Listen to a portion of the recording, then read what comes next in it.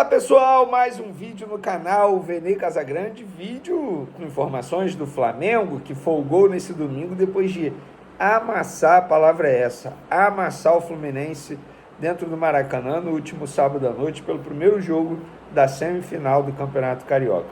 E sobre esse jogo, eu acho que esse jogo me obriga, entre aspas, a trazer alguns pontos interessantes e algumas reflexões para vocês, torcedores do Flamengo.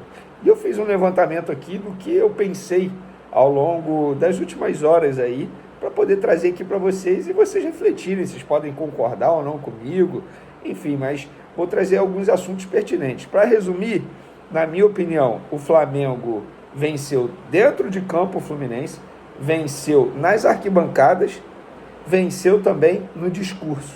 E eu vou explicar o porquê já já. Mas antes eu queria pedir para você se inscrever no canal, dar o like no vídeo e também ativar a notificação, porque assim, toda vez que eu publicar um vídeo aqui, a plataforma vai te comunicar e, consequentemente, você ficará muito bem informado de tudo que acontece no Flamengo. No vídeo agora eu também vou falar sobre o Ayrton Lucas, que saiu lesionado no começo do segundo tempo contra o Fluminense. Será que ele preocupa? Inclusive é um jogador que foi convocado para a seleção brasileira e a gente vai falar disso já já. Se quiser colaborar de maneira financeira, tem um Pix aí na descrição, beleza? Vamos para as informações.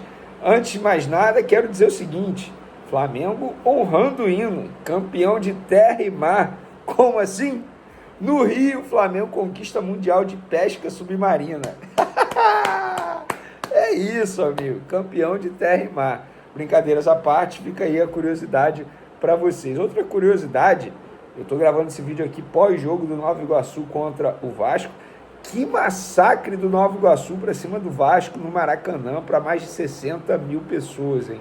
Vou te falar, empate em 1-1, saiu super barato. Acho que o Vasco tem que comemorar muito esse empate, porque o Nova Iguaçu teve chance de fazer 3, 4 gols. Se não fosse, novamente, uma boa atuação do goleiro Léo Jardim e da disciplina, falta de atenção do atacante Carlinhos, seria uma goleada do Nova Iguaçu. Ele foi muito displicente, muito displicente. Eu gaguejei porque chegou uma mensagem extremamente importante aqui, perdi até o foco, mas não vou editar não, vai ficar assim mesmo. Então, enfim, o Vasco deu sorte, conseguiu um empate em 1-1 com o Nova Iguaçu. O jogo domingo que vem será no Maracanã também, tá? Nova Iguaçu vai mandar o jogo no Maracanã. O Flamengo joga contra o Fluminense e Flamengo, sábado, 9 da noite, de novo. Ai, meu Deus do céu, eles odeiam futebol. E no domingo, 4 horas da tarde, Nova Iguaçu e Vasco. Vamos para o Flamengo? Já já vou falar sobre o Ayrton Lucas, mas eu vou trazer alguns pontos aqui que a gente precisa falar sobre o Flamengo. Primeiro, que evolução da parte física dos jogadores, e eu vou pegar um jogador para poder exemplificar. O Arrascaeta é um jogador que não posso dizer isso, mas nas últimas 2 temporadas estava sofrendo muito com a parte física. Por exemplo, ano passado não era comum ver o Arrascaeta ficar até os minutos finais de jogo. Muito pelo contrário, o Arrascaeta saía com 15 do segundo tempo. Era um jogador que fisicamente deixava muito a desejar, a gente sempre criticou isso. No jogo de ontem, ele não só ficou até o fim, mas ficou até o fim dando carrinho, ajudando a marcação e também dando uma assistência absurda para o gol do Pedro. O cruzamento dele no gol do Pedro é algo fora do normal. Ele botou na cabeça do Pedro. Ele olha, repara o lance, ele olha e bota e cruza na cabeça do Pedro. Impressionante. Então a preparação física do Flamengo está de parabéns, e isso é óbvio, é resultado de um trabalho de muita gente. E também, quando o time joga certo, os jogadores correm menos, consequentemente se desgastam menos. Então a preparação física do Flamengo está muito bem. Luiz Araújo, um jogador que taticamente é muito bom, ele ajuda na composição defensiva, ele joga sem a bola, é um cara que entende muito do jogo tático, mas tecnicamente ele deixa a desejar. Na minha opinião, não é que ele seja um jogador ruim, mas ele está abaixo tecnicamente dos demais atletas do time titular. Inclusive é o único jogador que não tem a titularidade garantida. Quando o Gerson voltar, pode jogar na ponta direita, o Bruno Henrique pode brigar por uma posição ali, e o próprio Vitor Hugo pode brigar por uma posição ali. mas ele tecnicamente está abaixo, taticamente ajuda bastante. Ó, pênalti no De La Cruz, do lado do Fluminense. Se fosse ao contrário, a gente estaria ouvindo a semana inteira. E parabéns a Bruno Spindel, que a gente sempre fala assim, quando ganha, o clube não reclama da arbitragem. Ontem o Flamengo ganhou e o Bruno Spindel botou a cara em uma entrevista coletiva, na verdade entrevista não, um pronunciamento para falar da arbitragem e reclamar da arbitragem de maneira correta. Mais uma partida absurda do Eric Pulgar.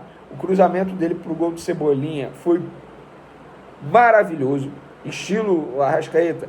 Ele olha, bota na cabeça do Cebolinha, o Cebolinha não tem nem trabalho de pular para cabecear. Ajuda na marcação, ajuda nas jogadas ofensivas, dá passe quebrando linha adversária. Que jogador é o Eric Pulgar? Vai fazer muita falta durante a data FIFA. Data FIFA não, durante a Copa América. Se fosse data FIFA, o futebol iria parar aqui no Brasil. Outro ponto que me chamou a atenção, bola aérea do Flamengo. O Flamengo não perde. O Flamengo está muito bem na bola aérea. Esquece. A bola aérea do Flamengo está muito bem treinada, tanto na parte defensiva quanto na parte ofensiva. Tanto é que os 2 gols de ontem foram gols de cabeça. Então, parabéns ao trabalho da comissão técnica do Tite nesse quesito. Outro ponto, por falar em zaga, cara, o Fabrício Bruno está jogando muito. É um combate certeiro. A gente fala do Léo Pereira, de fato, tem que falar mesmo, que é um começo de ano assustador. Tem até a brincadeira do fato de estar namorando. Mas o Fabrício Bruno, cara, a gente não pode deixar de elogiar. Perfeito o jogo dele contra o Fluminense, muito bem. Sério, não deu espaço para os jogadores adversários. Outro ponto que me chama a atenção no time do Flamengo. O Flamengo não é um time maldoso, não faz muitas faltas. Toma poucos cartões amarelos. Tem um cartão vermelho que foi do Thiaguinho, não era nem o Tite que estava comandando, era o Mário Jorge com a garotada. Ou seja, é um time super disciplinado. Isso faz diferença. Você ficar tomando cartão amarelo toda hora pode te custar caro. Obviamente, consequentemente, o vermelho. Outro ponto, Felipe Melo após o jogo. Ele só pode estar de sacanagem, de brincadeira. Desculpa a palavra, mas essa é a verdade. Ele deu uma entrevista coletiva na Zona Mista e ele disse o seguinte, abre aspas para o Felipe Melo. Até o momento da expulsão, o Fluminense foi bem melhor. Lembrando que o Thiago Santos foi expulso aos 15 do segundo tempo. O jogo se desenhava para um possível empate. Depois da expulsão, tivemos que correr para caramba e marcar.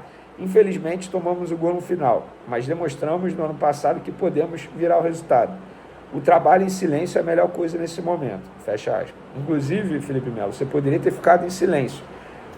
Eu não vou perder muito tempo falando do Felipe Melo, não, mas só vou trazer alguns números aqui de Fluminense 0, Flamengo 2. Chutes, Fluminense 8, Flamengo 24. Chutes a gol, Fluminense 0, Flamengo 9. Escanteios, 3 Fluminense, 9 Flamengo. Grandes chances, 1 do Fluminense, 7 do Flamengo. Defesas do goleiro, 8 do Fluminense, nenhuma do Rossi. Inclusive tem um lance que está viralizando nas redes sociais do Rossi, pulando totalmente desnecessário no chão. Brincadeiras à parte, eu acho que ele fez aquilo para o uniforme ser lavado, porque senão seria lavado à toa. Porque, nossa, não teve nenhuma dificuldade o Rossi assistiu ao jogo de camarote. Outra, por falar em entrevista, Marcelo se irritou com uma pergunta de um repórter, eu esqueci o nome do repórter, peço até desculpa, cara, era para eu ter anotado aqui, mas enfim. O repórter fez uma pergunta extremamente pertinente a ele, sobre a agressividade do Fluminense, sobre a fragilidade do Fluminense em clássicos. São 11 clássicos sem vencer. E aí o Marcelo se irritou, abre aspas, acho até uma brincadeira, uma coisa séria que a gente está falando, e você falar que o Fluminense não é agressivo, se baseando em comentários de quem não é profissional da área, fecha aspas. Primeiro, o profissional não se baseou em quem não é da área, se baseou na opinião dele. E a opinião dele está certa. Os resultados mostram isso, Marcelo. São 11 clássicos sem vencer. Você acha isso normal? Essa atitude do Marcelo, você pode ter certeza que é causada, embora o Marcelo seja um jogador extremamente inteligente, por conta da atuação do Flamengo. Porque o Flamengo deu uma aula no Fluminense. E a entrevista coletiva do Tite foi perfeita. O Tite falou, nós fomos soberanos, nós merecemos vencer, nós vencemos, tem mais um jogo no sábado, não tem nada decidido, e é isso. Até no discurso, o Flamengo ganhou do Fluminense ontem. E não sei se vocês sabiam, mas o Flamengo chegou a 10 jogos seguidos sem sofrer gols, repetindo um feito que só tinha sido obtido pela geração de Zico, no final dos anos 70. O Flamengo não toma gol há 10 jogos seguidos, gente. É por isso que eu falo, você torcendo o Flamengo, na minha opinião, pode comemorar. O Flamengo está na final do Campeonato Carioca. Eu não vejo o Flamengo tomando 3 gols e não fazendo nenhum no Fluminense. De verdade.